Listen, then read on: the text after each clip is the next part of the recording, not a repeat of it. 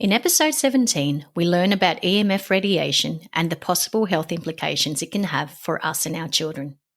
Rather than being alarmed with the potential health hazards, we discuss what it is and how parents can make simple choices to protect their kids from it, with an expert in the field, Daniel DeBaun. Daniel DeBaun is an internationally recognised expert in EMF radiation, EMF shielding, and EMF-related health issues, with a special focus on the effect of exposure from mobile devices such as laptops, tablets, and cell phones. Daniel explains what EMF radiation is in simple terms and the potential impact on our kids' health and what steps we can take to protect them from the different forms. He's the co-author of Radiation Nation, The Fallout of Modern Technology, which provides simple explanations of the different forms of radiation associated with commonly used technological devices and how we can make choices to mitigate the effects for our kids. Let's dive in. Hi, I'm Roxanne, and I'll be your host for the Simply Kids Wellness podcast. Each episode is short and sweet, with simple strategies for helping our kids' well-being and sharing advice from experts and parents along the way. I believe that there's no better time to start the wellness journey with our kids than now, and showing them the way towards a healthy and balanced lifestyle. This show is dedicated to streamlining ideas for parents that want to support their kids' health and well-being through natural choices. Join our email list at simplykidswellness.com to receive my handout on natural health choices for kids. Hit subscribe now and let's dive in. Hi everyone. Today I'm chatting with Daniel DeBaun, an internationally recognised expert in EMF radiation, EMF shielding, and EMF-related health issues, with a special focus on the effect of exposure from mobile devices such as laptops, tablets, and mobile phones. Daniel's concern regarding the health impact of EMF emissions grew from over 30 years of engineering experience in the telecommunication industry, where he held a variety of executive positions. Daniel is a co-founder and CEO of DefenderShield, a company known as a trusted worldwide expert in EMF radiation education and protection. He also co-authored a book with his son and chief operating officer of DefenderShield called Radiation Nation, The Fallout of Modern Technology. Radiation Nation is an easy-to-understand book that is the ultimate layman's guide for those looking to educate themselves on the science of EMF, EMF health risks in research, and ways to protect themselves and their families. The constant and ever-increasing exposure to electromagnetic frequency, otherwise known as EMF radiation, emitted by mobile phones, tablets, laptops, Wi-Fi, and Bluetooth is one of the most critical health issues facing our society today. Technology is wonderful for connecting people and provides great learning tools, which was definitely highlighted during COVID lockdowns and restrictions when we had to stay apart. It provided the means to stay connected with each other and continue learning for our kids with homeschool. Researchers have found associations between EMF exposure and aberrant health outcomes. Rather than being alarmed, Daniel DeBaun says it doesn't necessarily mean that we must give up our gadgets. Fortunately, there are simple and effective steps we can take to minimise the risks posed by EMF emissions, and he explains those steps on his website and in his book. Welcome to the show, Daniel. Thank you for joining us today. Thanks so much for inviting me, Roxanne, because I'm excited about chatting with you and your audience about sort of the technologies around us and how they influence our personal lives potentially. So thank you again for inviting me, Roxanne. And we're so excited to be discussing such an important topic, as we're all aware of the choices that we make for our children. So before we get started, can you please give us some background on the type of work you did during your career as an executive and engineer in the telecommunications industry? Roxanne, years and years and years, over 30 years ago, 35 years ago even maybe, I was developing standards for the networks in the U.S. I was in the telecom industry, developing the standards for that to operate together with, and then testing technology that was being put into the networks. So I was pretty familiar. I'm pretty familiar with the technologies around us every day. So that's what my starting point was. My career was in the industry and steep in the details that drives the changes in the industry. Wonderful. And as I said before, as parents, we often research choices into what our kids eat, drink, breathe, and contact, yet we forget about the environmental influence, especially when it's invisible, such as electromagnetic frequency radiation. So, as a starting point, can you please explain in simple terms what EMF radiation is in its different forms and where does it come from?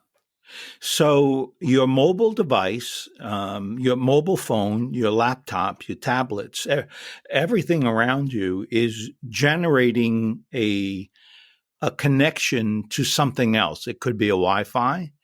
It could be a Bluetooth from one device to another, and it can be to the cell tower that is near you. So these devices are transmitting connections, signals, waves that connect from one piece of technology to another piece of technology, and it's omnidirectional. When it transmits from your mobile phone, it goes in all directions, and it goes in technology space today close to 4 miles, and then it connects to the cell tower. So everything we have around us that we're using is being transmitting stuff that is potentially an issue to the human body. It's not been like this up until the last 10 years.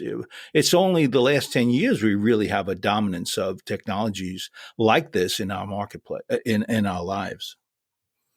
Oh, absolutely. And it helps. It's only going to get faster and quicker. So if you were to explain it in terms, I've heard of the terms ionizing and non-ionizing radiation.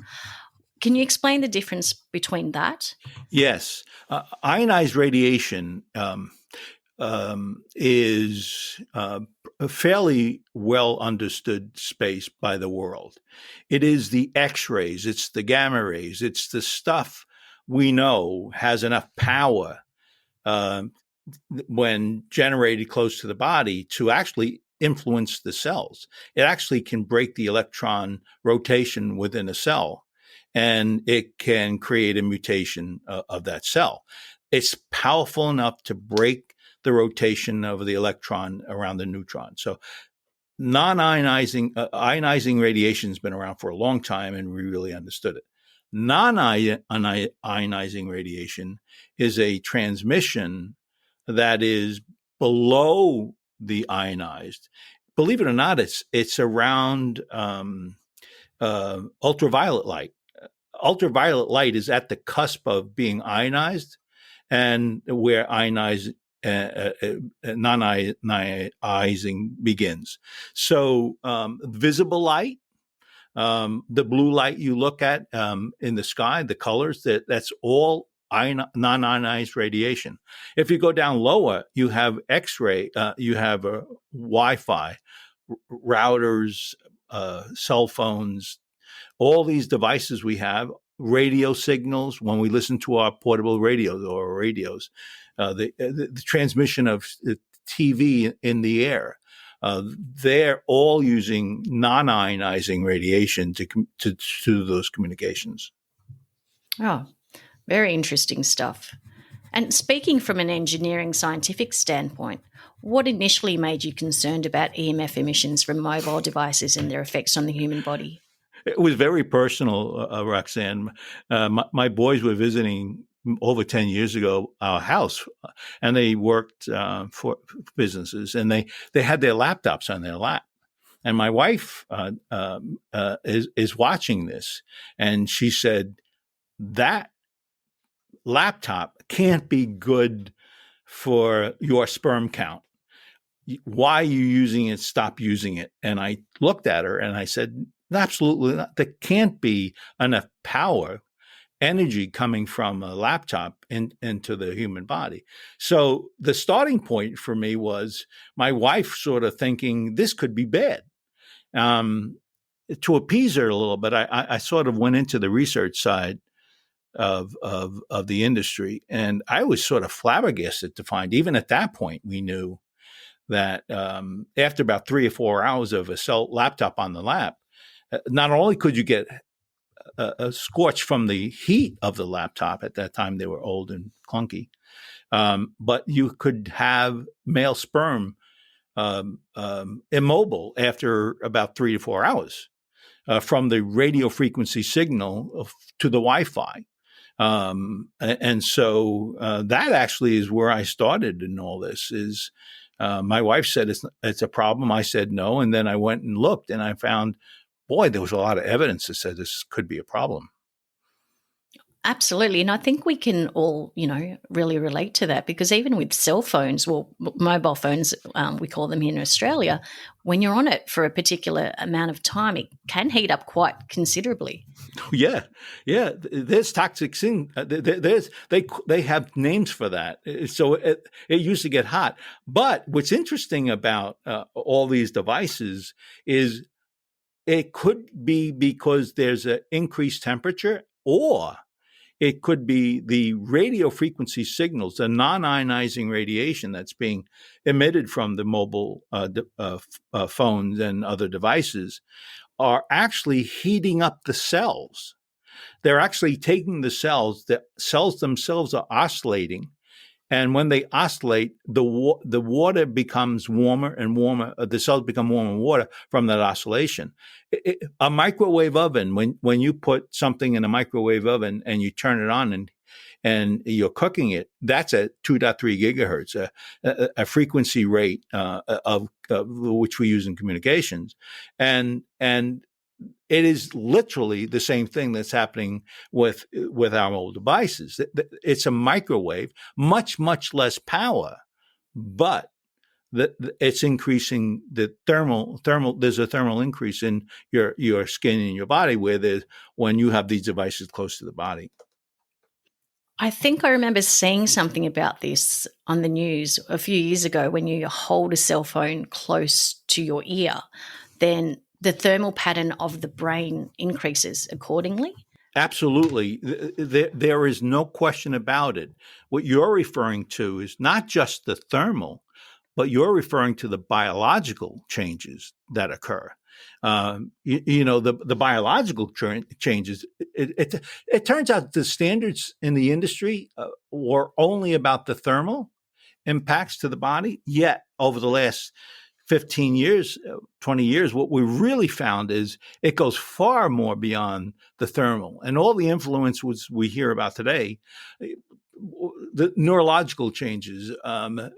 When you feel slightly dizzy, you get a headache, you have tendinitis, ringing in the ears. All of these things are related to the mobile phone that's touching your head and influencing the cells in particularly your frontal lobe. Yes. Oh, astounding stuff. Gosh, the brain changes. It's scary. Roxanne, you think of this. We have our kids that are going to class and have the Wi-Fi in their classrooms. They come home, they have the Wi-Fi in their house. They're being swamped by all of these exposures everywhere in their environment. And by the way, an RF signal from a mobile device is a known potential carcinogenic. It's like petroleum that generates smells. Those chemical smells, those emissions from our chemical sources are considered carcinogenics or potential carcinogenics. So is the World Health Organization thinks of RF signals, that they're potential carcinogenics. So it's not like you pointed out before, we're living in an environment that's changing, and our environment has toxins. And this is maybe one of the newer toxins that are entering into our lives. And we're now starting to see the impact to the adults, but more importantly to our kids, because our kids are growing up with these devices around them. And so the dangers for them may be much more long-term than the ones for us who are older. Agreed. And how did you become aware of the need to protect ourselves, especially our children who commonly use mobile devices to learn and connect? Well, it's funny. I'm an engineer by trade, and I sort of understood the electronics, but I'm a mechanical engineer. Ironically, I was in the electrical world, but my background, educational background, was mechanics. So I actually built shielding for my sons so they could have protection. And at that time, it wasn't understood except for military applications and stuff like that, where there is ways of adjusting, attenuating these signals. And so I began developing actually ways of dealing with these signals around the human body. And blocking the ones that can really penetrate. And blocking the signal, yeah, right. Remember, I mentioned it was omnidirectional. Yes. You don't want to impede the path to the cell tower, but you do want to impede the path towards your body, and that's what you can do. There are a lot of ways to avoid the signals. One of which is by shielding the signal. And I began doing that for my boys. Their friends asked me to help them. My neighbors began asking for it. So actually, I ended up developing these kinds of shielding for those around me, and I still do today. Well, you'll be a popular man because it's something that it's unfolding as technology develops. So it's great that you could do that. Yeah. Now it turns out, Roxanne, right when a child is born in the womb, we know from some research work that heavy users of cell phones, particularly women in their first trimester, can actually have a cell phone influence the embryo. And we know if you're a heavy user and you're around heavy RF spaces from this research, that those who were exposed heavily in this study that I read versus not being, they were 3 times more likely to have in their first trimester a miscarriage. So we know there is growing evidence that there's influence right from the start of a child. And of course, as I mentioned before with the standards, it may go in a signal from a mobile phone device may go in 5 centimeters into my head. It goes completely through a child's head, 6-year-old child. And so the idea of is there impacts to children that are being exposed to these emissions, things that we maybe should be aware of? And the answer is yes. We really need to understand it, because there is growing evidence that when children begin early on with these devices around them, that it can be negatively influencing them.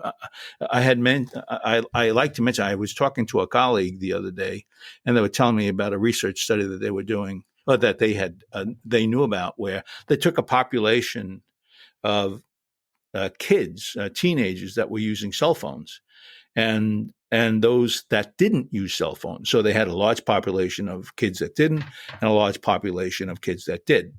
Well, it turns out, as you know, Roxanne, the kids put their mobile phone in their pockets. And so in this study, what they found was that they were 3 to 4 times more likely under heavy use of mobile devices to have colon rectal cancer, which is completely unheard of in teenagers. In fact, it was more often the elderly. But all of a sudden, we are beginning to see the influence of these devices around us, and they are influential. That is staggering. It is very concerning. But what's interesting about that is I tend not to be as concerned about the conversion of a cell to a cancerous cell, because it's really relatively low, although it's starting to double and triple in size. The single highest death rate of children today is head cancers. It's like how did that happen? So we don't know what the trend is. But what I'm really worried about is what it's doing to our teenagers and and its influence on behavior. Yes.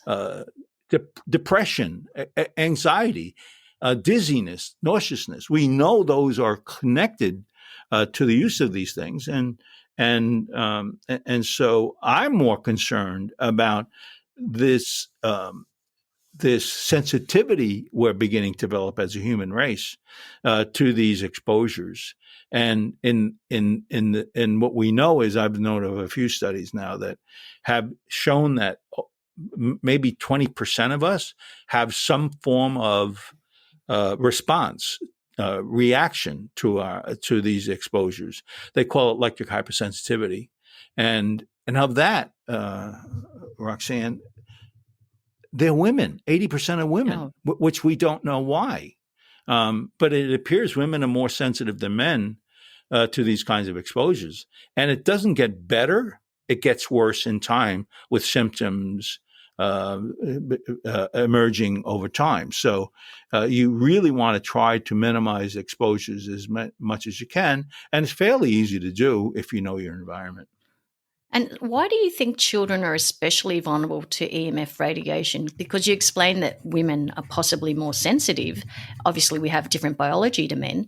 And as you said, a lot of the frequency, was done with a 6-foot man in mind and, that particular build. Is it because children are obviously smaller, developing more sensitive, absorb more, or what do you think makes them more vulnerable? With electromagnetic radiation, it turns out that it's the soft tissue that seems more vulnerable, right? Your bone is not vulnerable. It's the tissue.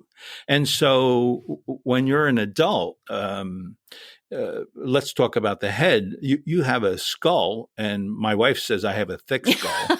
And That's so a good thing. it turns maybe. And it turns out that thick skull and the outer skin and cells, as well as the blood-brain barrier being up, it's more difficult for a signal to get through and enter into the frontal lobe, which is the more dangerous part of the potential from cell phone or mobile phone use.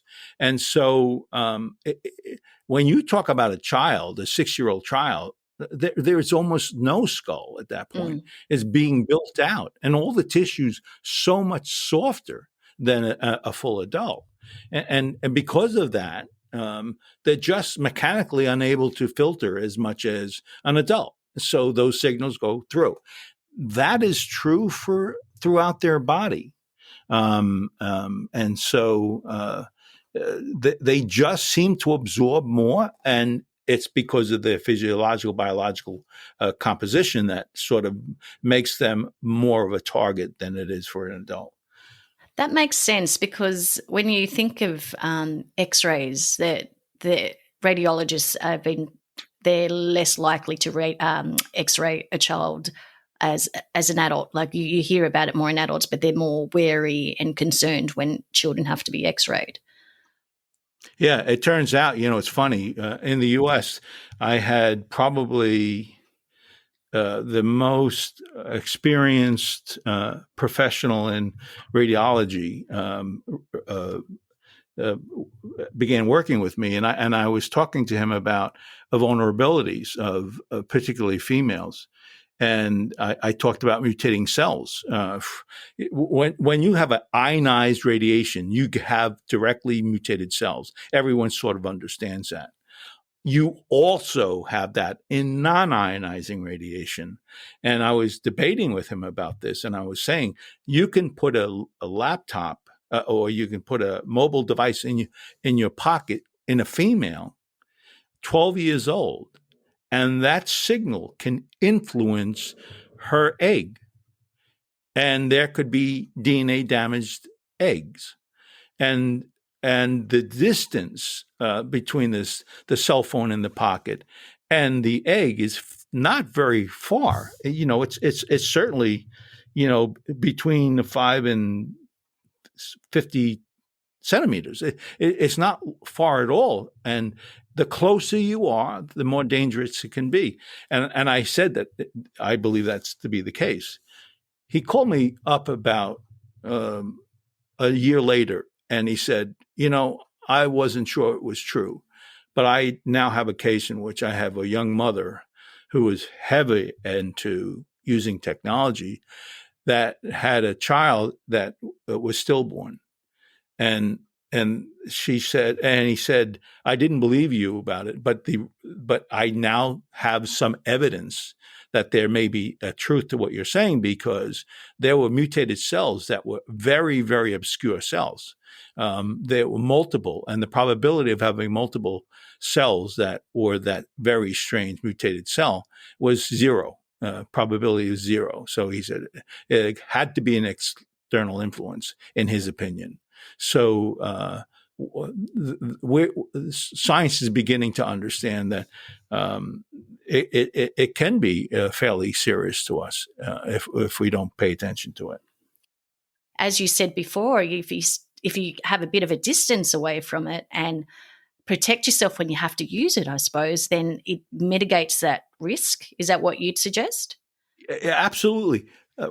If you are about 4 foot or 1 meter away, 98% of any potential danger from that source emissions is gone. Wow. That's out, and it's not far. It's arm's length. You literally can take your cell phone or your mobile phone and put it arm's length away from you, and you're pretty safe. You really are pretty safe. I'm gonna depart a little bit and talk about sleep. We know for sure that when you have a cell phone and it's near you, it is influencing your sleep pattern. When you have a tablet at night and you're reading a tablet, there is blue signals. The color blue is being emitted by the LEDs, and it's hitting your eye. Well, when it's doing that, it is preventing the cryptochrome protein from turning on the switch to start the flow of the things you need to sleep. So when you have devices around you and you're reading these devices, by the way, blue light is right next to ultraviolet light. So it's a very strong signal relative to ionized versus non-ionized. It's very close. And so we know that your sleeping area needs to be as clean as possible. And if you're using a device and you're reading on a device, you should stop within 2 hours of where you intend to sleep, so your typical circadian rhythm is kept in play and not adversely influenced from these devices. So the sanctity of your bedroom is one of the most important places to ensure that you push stuff at least 4 away. In fact, I don't like it even 4 foot away. I don't like anything in the bedroom. That sanctuary should be as clean as possible from these devices. I was on a podcast with a lady, a really bright lady, and I was telling her, you got to clean your sleeping environment as much. You don't need a cell phone ringing, sitting next to you on the table next to your bed. And she was very, very polite, and she said, "Oh, thank you so much for that, a helpful hint." And it turned out 4 weeks later, I found out she didn't believe a word I was saying. It turns out that she actually took her cell phone out of the room and she pushed her clock farther away from her, and her husband and herself began sleeping all night. So she called me to say, I didn't believe you, but now I do. It really does influence our bodies, and not always in a positive way. Yes, well, intuitively as a parent, I've never been happy with my kids bringing it to their rooms. I've always said, leave it outside. And they've said, oh, well, we need it for alarms and things. And even with that, I'd say, put it in the next room, turn up the alarm, and then, with children, it's even more important. You have these things in the middle of the room that are connected to the Wi-Fi that allows you to hear the child if they wake up. That's a RF signal being transmitted in the room. And if you have that close to the child's crib, what, are you crazy? I mean, that thing's transmitting constantly. It is informing you, but it's disrupting the sleep pattern of the child. And so you really, really want to make sure, like your Wi-Fi, you do not want your Wi-Fi in the child's room at all, and not on the exterior walls of where the child is, because it's going right through the walls. So you really want to make sure with children that you're just more aware of where those sources are, and you control those sources. The way I like to think about it, Roxanne, is if you think about an RF signal as a bee, it's likely true one bee won't kill you when they sting you. But if you have 1,000 bees in the room, it will. You'll die from the 1,000 stings. Every one of your transmitters in your house, your cell phone, your mobile phone can have as many as 3 transmitters, your Bluetooth, your Wi-Fi, and your cell connection. Do you need all 3 on? And in my case, you don't. Just turn them off. Leave the cell connecting up, but you don't need the Wi-Fi. You don't need the Bluetooth. So all of a sudden, I just reduced from 3 bees in a room, 1 bee. Just simply by being aware of where these emissions are occurring from will help you minimize those exposures by simply turning them off. And that's a great analogy, because it really highlights how you can make simple choices like turning them off. And right, that's automatically positive impact health-wise for your family. You're explaining a lot of the Wi-Fi connections and Bluetooth you've mentioned, and without opening a can of worms, but I suppose I am. Can you explain what 5G is, because it's prevalent now, and how it might be more harmful than the previous cellular networks? So some forms of 5G are the killer bees. Right. It's the right. queen bee. You're right, exactly. It's one of those bees you really don't want to meet in the middle of the night. So 5G is the next technology in telecommunications. It's a comprehensive look at how do they make a phone call go from one place to another, and how do they do it with a lot of bandwidth? So you can watch your TV on your cell phone if you're traveling around. If you want to see how your refrigerator is operating, the Internet of Things, they call that, where they interconnect to all the devices in your environment.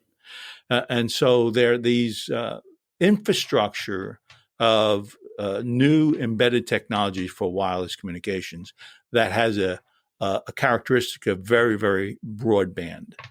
And so much of what 5G is very much similar to what we have today. Everything worldwide is by and large operating below 6 gigahertz. 6 gigahertz is a Wi-Fi. It's 5.6 gigahertz. So they're not introducing any more real changes in the way in which the waves from one device goes to another. It's just more of the same. They're opening up commercial bandwidth throughout the world, actually, to be able to communicate. And most of what's being deployed is just about identical to what we have out there today. So in some ways, it's more of the same. If you've seen a pattern of concern around technology up to 4G, it's no different than what you're going to see in 5G. What's interesting is there's an aspect of the very end of the network that's called small cell sites. those are where the backbone services are being terminating, and they're sitting in front of your house, and they're transmitting into the house. Those are at much higher rates. They're at 23 gigahertz. They're at 80, 90 gigahertz. They're much, much, much faster, and they're beginning to be deployed, but they're really not much out there. It's that signal from those kinds of small cell sites that are using much, much faster speeds. And by the way, they don't go very far. They can go, I don't know, about 230 meters. That's it. They don't go very far. And as a result of that, what they have to do, even to go just that 230 meters, is they have to put the power up higher. For a normal cell tower, they transmit at about 60 watts. And so with these new 5G small cell site towers, they're transmitting on an average of 20 watts. So a cell phone, by the way, is 1.6 watts, at very low power level, 1.6 watts. But the small cell sites are working at 10 to 15 times that. So our environment now has a higher, much faster, and lots more power in its communications network that is an unknown space. We don't know much about these higher speeds because we haven't had it in our environment we never had it in our environment. It's just now being introduced. So some of the controversy is all about that. We just don't know what's going to happen because we have virtually no experience about these higher speeds. And so we can speculate that it's more of the same kind of impact into our environment, but literally nobody can tell you what that impact's going to be because there's not been any research, not been any study work that helps us figure that out. I personally don't like the fact that it's 20 watts being transmitted in your front, the front lawn of your home. Having children around that with a constant transmitted load of 20 watts we just don't know. I'm not sure it's very good for you. So you may not want to have your kids in front lawn. But it's also true, by the way, with these very, very high rates, that the way they're sending the signal to you is not using one path, but they're literally creating two paths, and they're merging the paths together right at the device in your home. And those are two separate digital paths. With up to 4G, it's one path. Now we have two paths. Is that a good thing or a bad thing? I don't know. Intuitively, I'd be more concerned about two than in one. So we have to be looking at those kinds of changes in our environment and look for the impact in our environment. In my case, if I was offered a cell service from a small cell site, my response would be, I don't need it. I don't want that focused signal to my home. But again, we do not know anything about it. We all in the industry simply speculate it may be more of a problem in time. Okay, that makes sense. There's still a lot of research and study to come, but yes, as you say, it's just more about keeping up with it and trying to work out ways to protect ourselves from it if there is potential risk. Right. Just be cautious, right? Yes. Know your environment. Yeah, absolutely. You wouldn't open up chemical bottles in the middle of your living room while you're watching TV. You wouldn't do that. So what do? You cap you cap those multiple chemical sensitive products, and you eliminate that as a potential danger. It's simple precaution. Yes, agreed. So, what are some of the ways we can protect ourselves and our families from the effects of EMF and 5G? So you and I have chatted about all of the sort of things. Let's summarize those. Yes. It's time, distance, and shielding. Time is if you're on a mobile phone for 5 minutes a day, you do not need to worry about complications that your body's going to experience, because the time is so short, it's unlikely to influence the cells of your body. It's only when you begin increasing that and increasing that to heavy use. Heavy use, we know from research, you're 3 times more likely to get a cancer with heavy use than you are with light use. So 5 minutes light use versus 2 hours a day, it very much changes what happens. So time is very important to observe when using these technologies. Distance, as I mentioned before, when you're 1 meter away, you don't have to worry about it so much. Its influence to the cells of your body is minimal.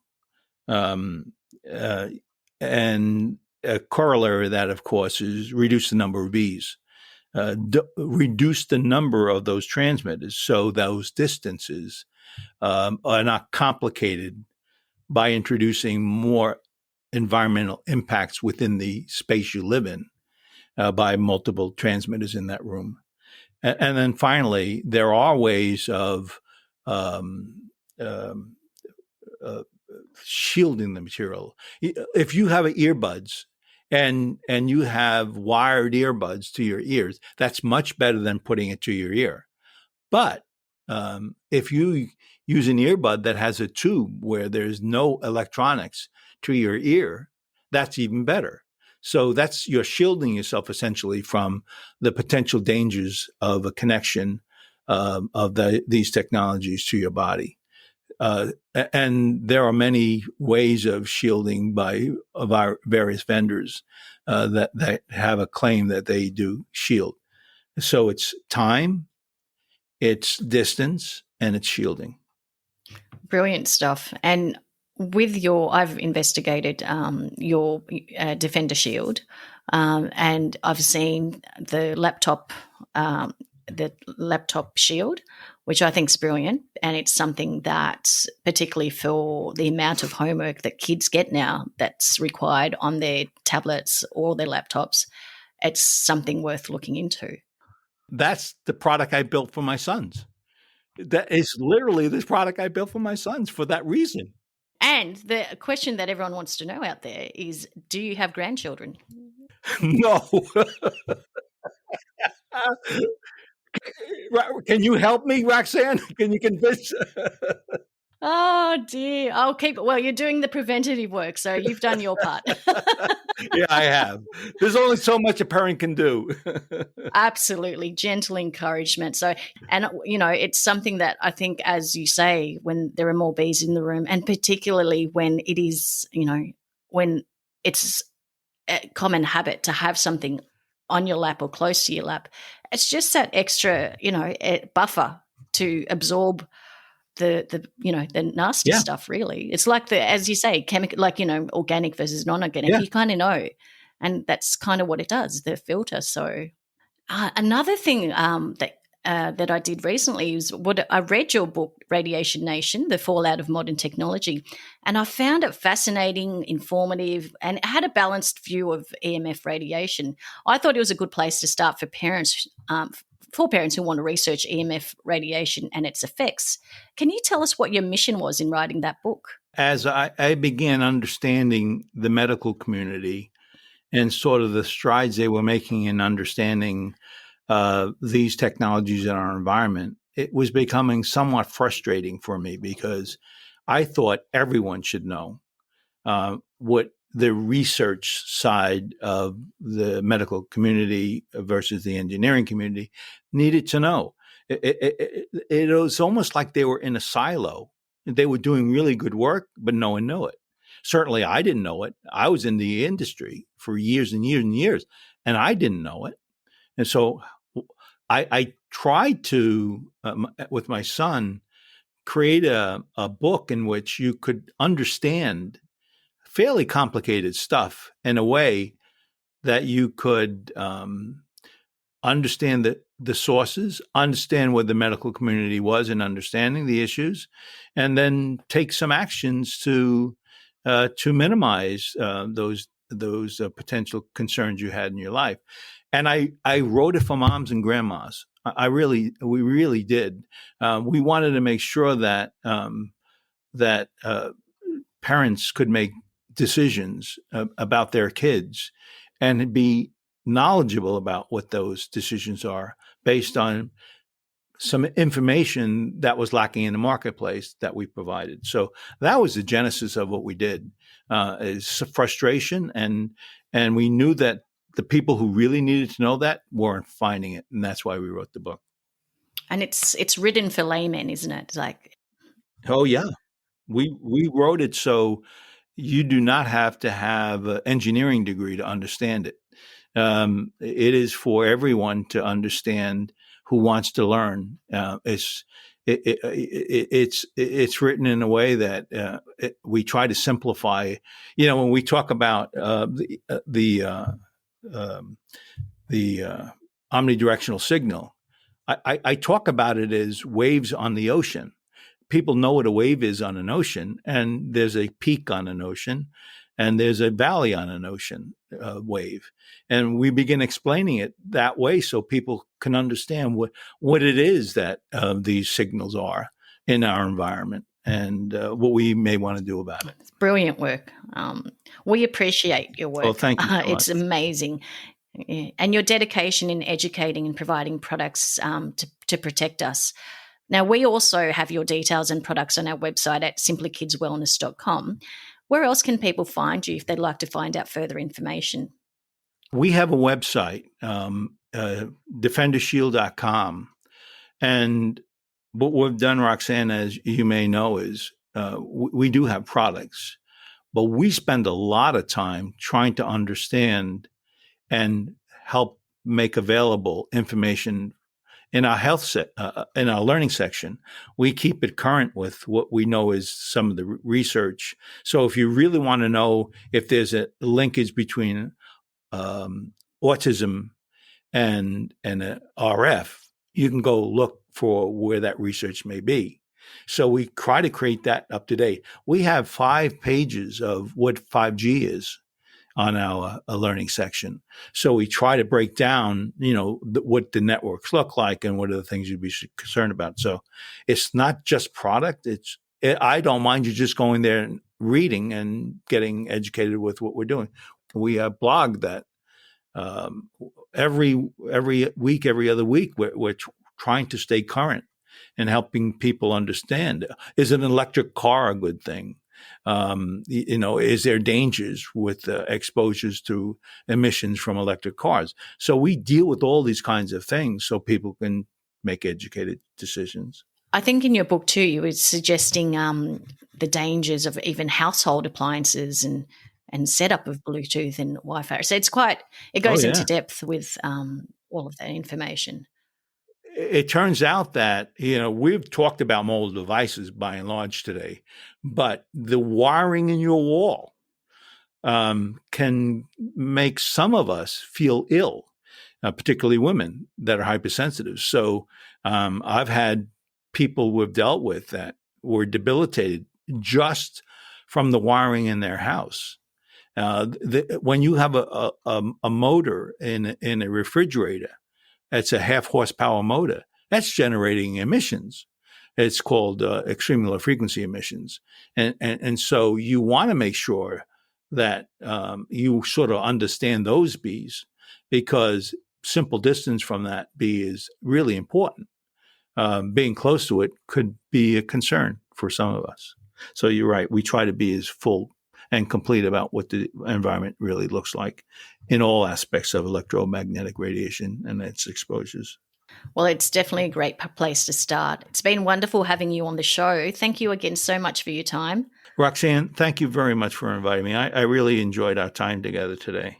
For everyone listening to today's episode, DefenderShield has kindly offered Simply Kids Wellness listeners a 10% discount on purchases from our site. Head to simplykidswellness.com to discover more about their education and protective products. Until next time, stay well. Thanks for joining me today. I hope you enjoyed today's episode. And if you did, subscribe now and leave a review. Come and say hi by sending me a DM on Instagram. Head to @simplykidswellness. Until next time, stay well.